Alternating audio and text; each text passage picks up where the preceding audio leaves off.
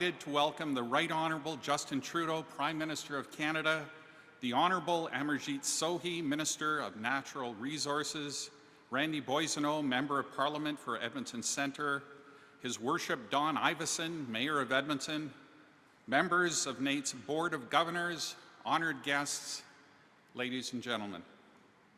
We start all events at NAIT with a brief safety message. In case of emergency, please proceed to the muster point, which is through the doors on the far north of the building. Let me also begin by honoring and acknowledging that we are on traditional Treaty 6 territory and an important trading centre for the Métis Nation. Welcome to NAIT's Productivity and Innovation Centre.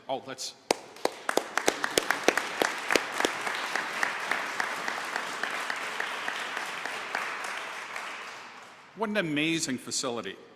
I'd like to thank the Government of Canada. Simply stated, the Productivity and Innovation Centre would not exist without the support of the Government of Canada. The Post-Secondary Institutions Strategic Investment Fund enabled NAIT to construct this facility, which will support Canadian competitiveness. It will be transformational. This facility will make a deep and lasting impact on Edmonton, on Alberta, and on Canada. The Productivity and Innovation Centre is the place industry and business will come for solutions and to succeed. The world's becoming flatter, faster, and much more competitive.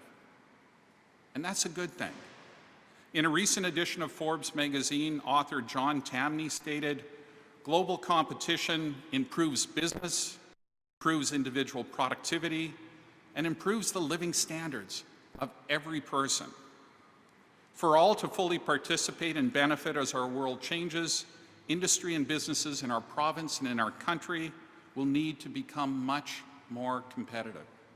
This is critical to our future and to the welfare of all Canadians." NAIT has an important historic role, but also a transformative emerging role in supporting competitiveness. From our founding, NAIT has helped develop incredible human capital. That's our historic role. We produce exceptional graduates that meet Alberta's and Canada's current and emerging polytechnic labour market needs. Our education is relevant and aligned to emerging best practice. NAIT's graduates enable and are foundational to the success and competitiveness of our organizations. While human capital is critical to competitiveness, leading polytechnics throughout the world support industry even more broadly.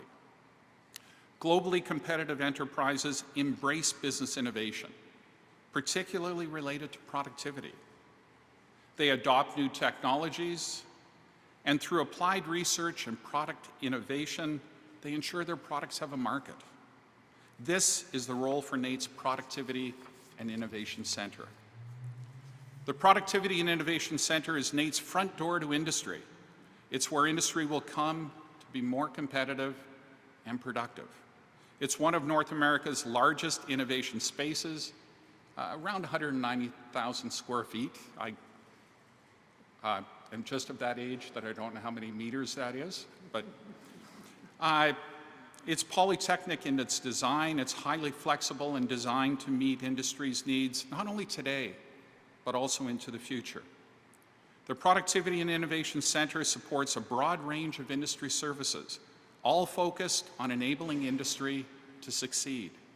It's staffed with experts from across many fields and industry sectors. The building is home to applied research centres, innovation and manufacturing spaces, testing labs and equipment, simulation equipment, and learning and interaction spaces, all to serve industry and business.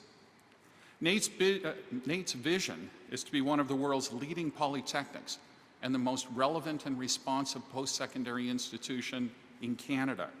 Central to this vision is NAIT's relationship with industry and business, fundamentally one of partnership. The Productivity and Innovation Centre enables innovation, fosters new ideas and solutions, and enables prosperity.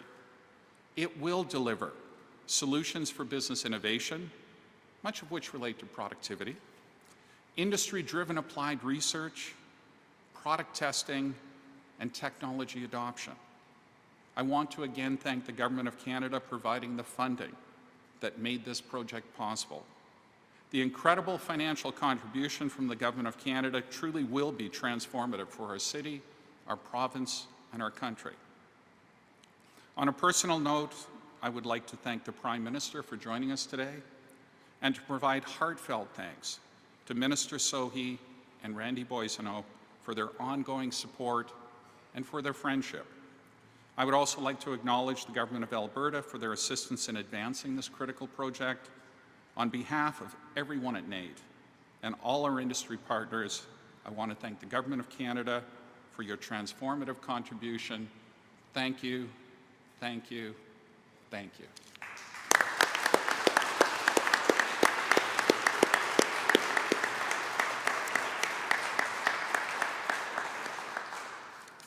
I would now like to invite the Chair of NAIT's Board of Governors, Ray Martin, to say a few words. Ray.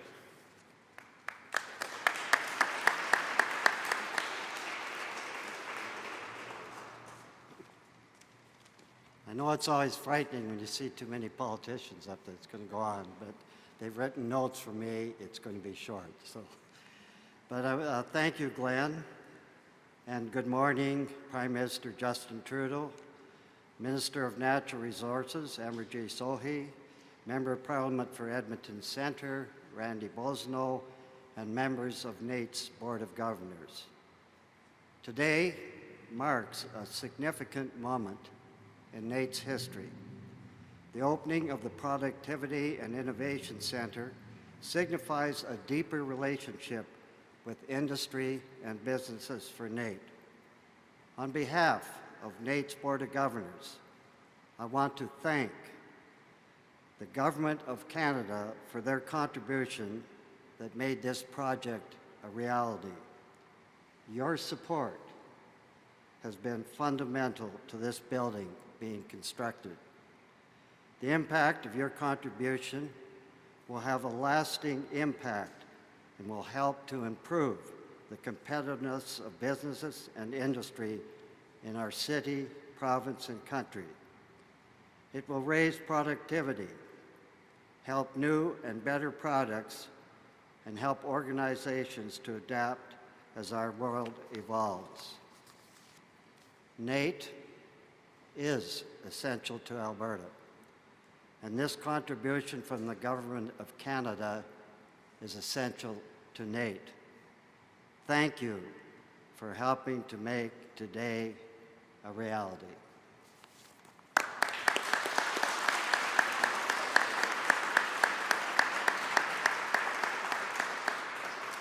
Thanks, Ray. I would now like to invite the Honourable Minister of Natural Resources, Amarjeet Sohi, to speak.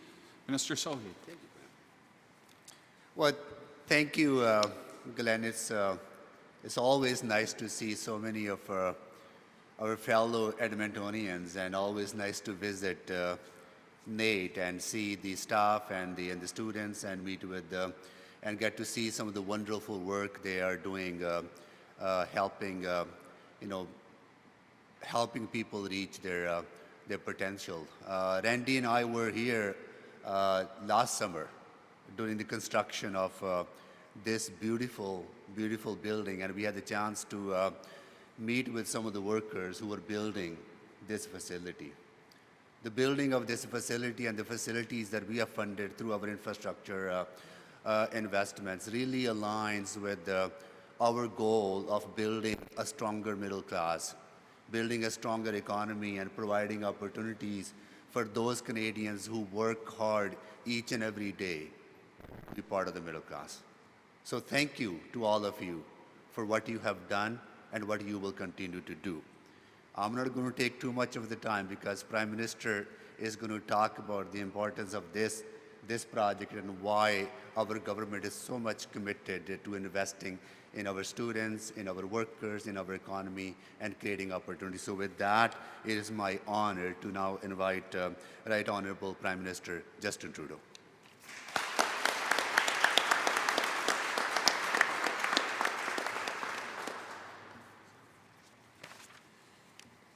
Hello everyone. Bonjour tout le monde. Thank you for joining us today at the Northern Alberta Institute of Technology. It's great to be here along with Amarjeet Sohi, who's not only the Minister of Natural Resources, but also a fantastic representative for Edmonton, along with Randy Boissonneau, our great MP for Edmonton Centre. And I do have to highlight the fact that the Mayor, Don Iveson, joined us today.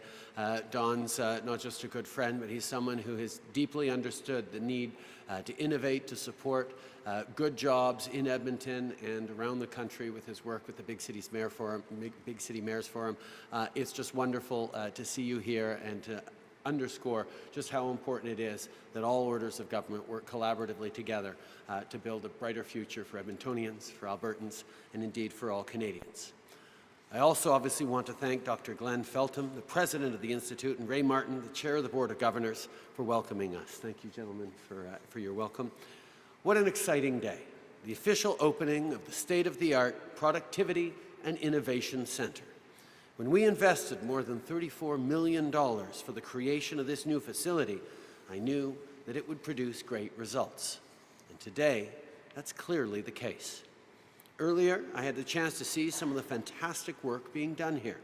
Researchers with the Centre for Oil Sands Sustainability demonstrated their process for separating sand and water from oil, something that's very exciting as industries look at addressing environmental concerns. Je suis fier des capacités de recherche de pointe que possèdent l'Alberta et le Canada. Il ne fait aucun doute. C'est grâce aux innovateurs canadiens comme ceux qui travaillent ici que nos industries demeurent compétitives sur la scène mondiale. Ces chercheurs démontrent qu'en investissant dans les infrastructures et en donnant à ces innovateurs les outils dont ils ont besoin, nous aidons également l'ensemble des Canadiens. And what better place to support growth than in Alberta. Across the province, we've funded almost 50 projects through the Post-Secondary Institutions Strategic Investment Fund, all of which are helping to create a sustainable economy so that folks can build a good life for themselves and for their families. It's part of our commitment to create good, middle-class jobs across the country. Our Innovation and Skills Plan means 2 million more well-paying jobs in science and tech fields by 2025, a real investment in people's lives.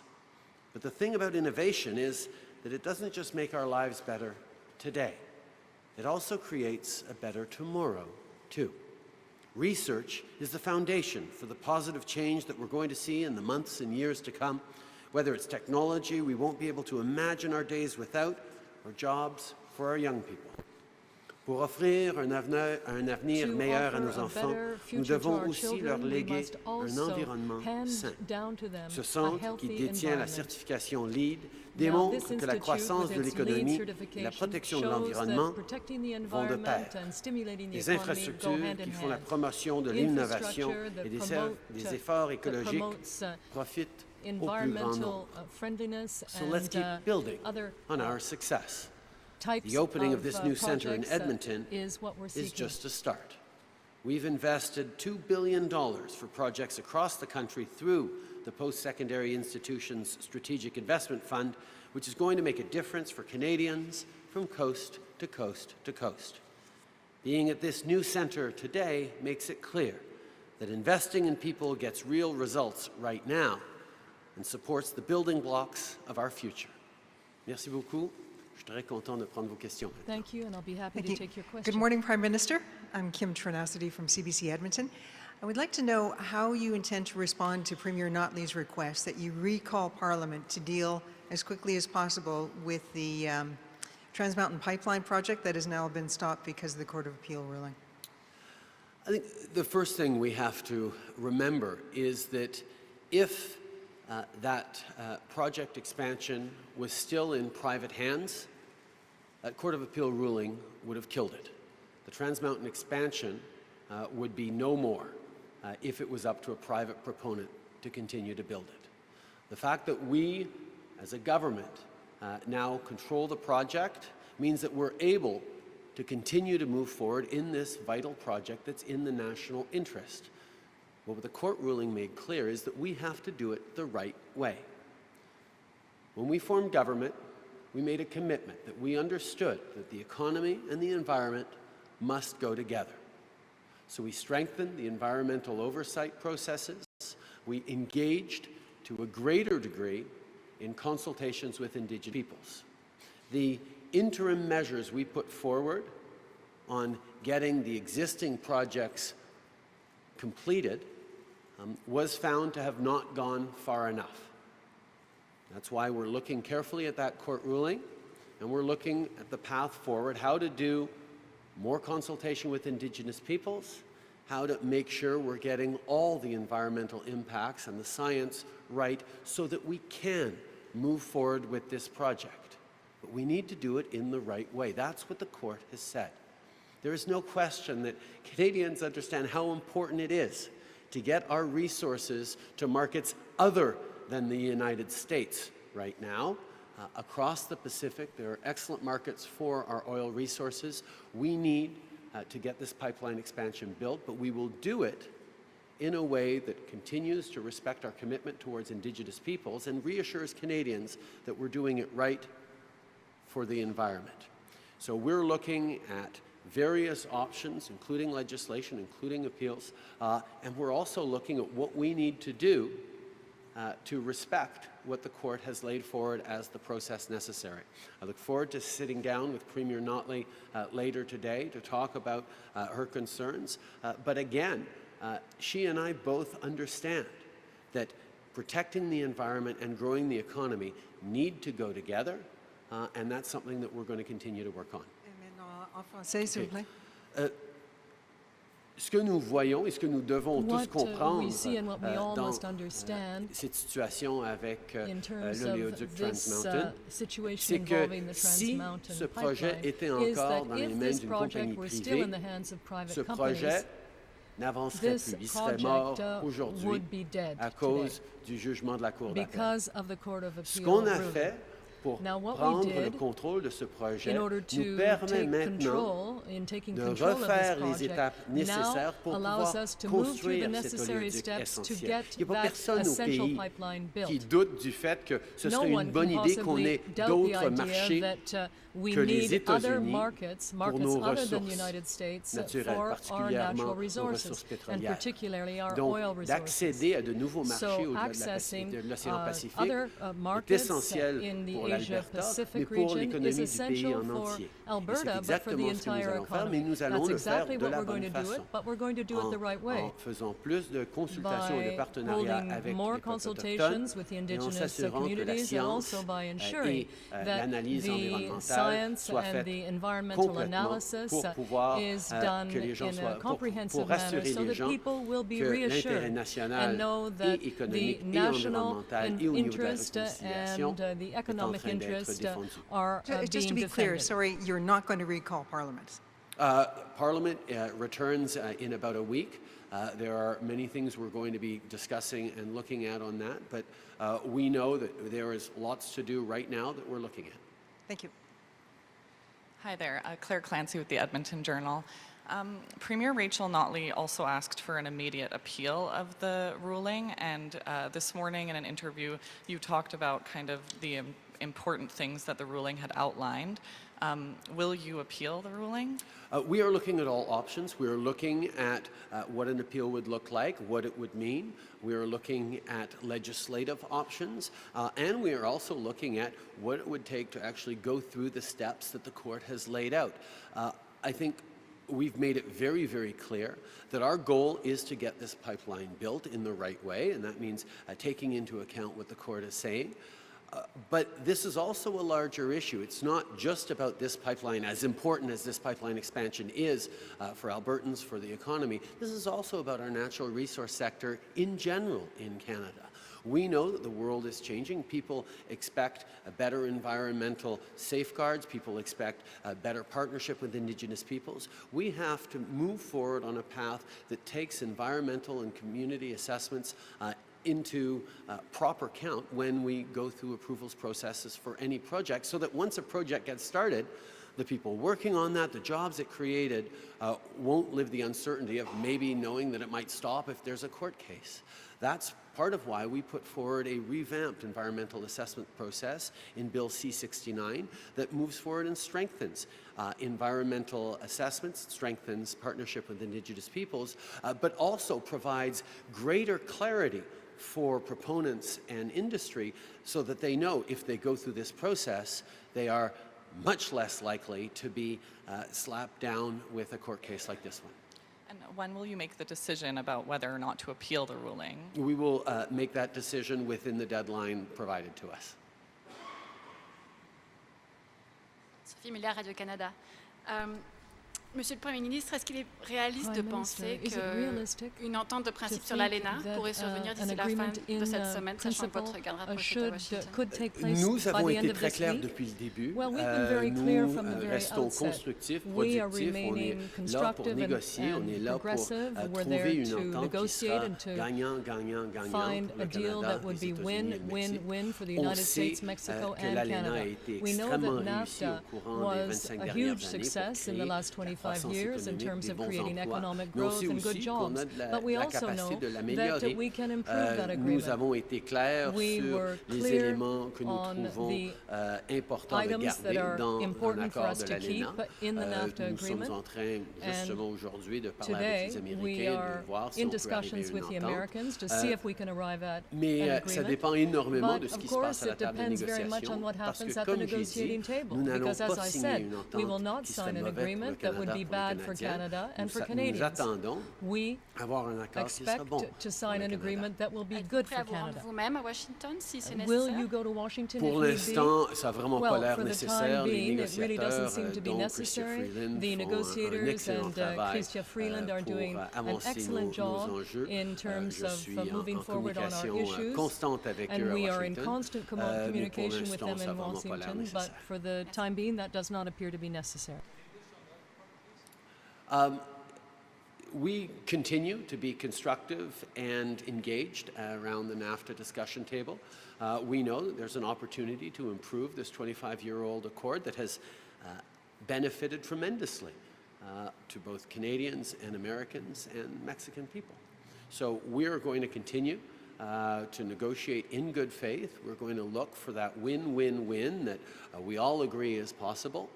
But at the same time, we've been very clear with the Americans that we are not able to accept a deal that is bad for Canada. We will not accept a deal that is bad for Canadians, that indeed no NAFTA is better than a bad NAFTA deal, and that's what we're going to continue to stand for. Vinesh Kratap with Global News. Prime Minister, can we get your thoughts on meaningful consultation? If these groups are opposed today, they'll be opposed tomorrow, they'll be opposed forever. So how do you define meaningful consultation, and will it ever be actually achieved? You know, about a month or two ago, I was meeting with a group of the Indigenous Advisory and Monitoring Committee that we've established for the TMX project. And there are a number of those groups who are indeed around the table and opposed to the project.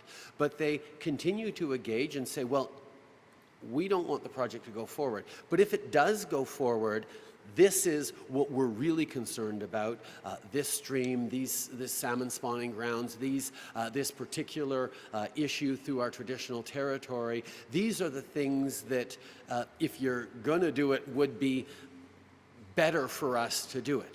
And it's been very clear and very important that we have a place where even if people think it shouldn't happen, they can contribute and say, well, if it does happen, this would be the better way of doing it. And I think that approach is something that we have to do a better job of demonstrating, saying, okay, are there proposals around shifting the route a bit, around mitigating possible impacts that do make it a better process? And that I think was what was missing from previous consultations, particularly by the previous government, but even as we've improved on the relationship with Indigenous peoples, as the court said, there's more to do. Can you put timelines in place? Would you like to see shovels in the ground by a certain date in light of this ruling? We would like to see shovels in the ground as quickly as possible. And there is no question about that. This is a priority for Alberta. This is a priority for the country. Getting our resources to new markets across the Pacific matters to all Canadians. But we need to make sure that it is done right. If we find shortcuts, if we use different tactics that only buy us a little time and get us in front of the courts again 6 months from now, we haven't helped anyone. We need to ensure that we deeply understand and can act on the new way we need to develop our resources and export them. That is based on genuine partnership and collaboration with Indigenous peoples, and that's based on rigorous environmental science that demonstrates that we are caring for future generations. Getting that right is no longer a nice to have. It is mandatory if we are going to continue to develop our natural resources. And this is Canada. We have natural resources. We need to continue to develop them. And we need to make sure we are doing it in a responsible way. Not because we think it matters, but because Canadians know that it matters. Last question. Good afternoon. I'm Rochelle Soufi with City News. There's a lot of uncertainty in the energy sector in Canada. What do you want to do to support students wanting to go into that field right now? I think, first of all, supporting extraordinary institutes for research like NATE are a great way of demonstrating that there is not a clear separation between our primary resource industries and our knowledge economy. That the way we develop our natural industries, the way we develop our natural resources and innovate and create good jobs and protect our future at the same time is the only way to grow the economy and create those good jobs for future generations. So through our investments in the Strategic Innovation Fund, through our investments in supporting post-secondary institutions, through our investments in supporting researchers, in K-12 education, through coding, various things, we are focused on preparing students and people in the workforce now for the changes that are happening all around us in every industry. I mean, societies have a choice. We can either try and drag our heels and resist the changes that are coming and prolong the systems we have now, or we can figure out where the world is going and not just be part of it, but lead the way. And at places like NATE, we know that that's exactly what they're doing, and we as a government, and us as all orders of government, need to continue to support that so we can have good jobs tomorrow for our young people. And what would you say to Albertans who say their government keeps failing them? I would say that I understand their frustration. I understand their disappointment with this court case ruling. I understand how, after difficult years because of oil prices and the beginning of optimism about getting this important pipeline expansion built, this really hurt as a ruling. And what I tell Albertans and all Canadians is, we get it. We understand that, and we will be there to support you. We will be there to ensure that we do a better job of getting these processes approved by understanding what is required on them right now. For 10 years, the Conservative government under Stephen Harper took a particular perspective. They said, in order to get our resources to new markets, we will streamline the environmental processes and we will marginalize Indigenous groups, and that will allow us to get these projects built. Well, they failed. For 10 years, they couldn't get a pipeline to new markets other than the United States. Their approach of limiting the amount of environmental science, of not engaging with Indigenous peoples, is a dead end. And over the past 2.5 years, 3 years in the House, that's what I've heard from the Conservatives as well, telling me we're doing too much on the environment, we're slowing down the process, we should just rubber stamp this thing and get moving. Well, can you imagine what the court ruling would have said had Stephen Harper still been Prime Minister and the direction still been the one they were in, of ignoring people's concerns, of ignoring the science, and of not respecting Indigenous peoples? In Canada, we have to get things done right. That's what we've been focused on for the past 3 years. That's what the court said, that we've done better, but we need to do more, and that's exactly what we are taking seriously and we are going to move forward with, because this pipeline project needs to get done, but the only way it will get done is by doing it the right way. That's what Albertans expect, that's what Canadians expect. Merci beaucoup tout le monde. Thank you.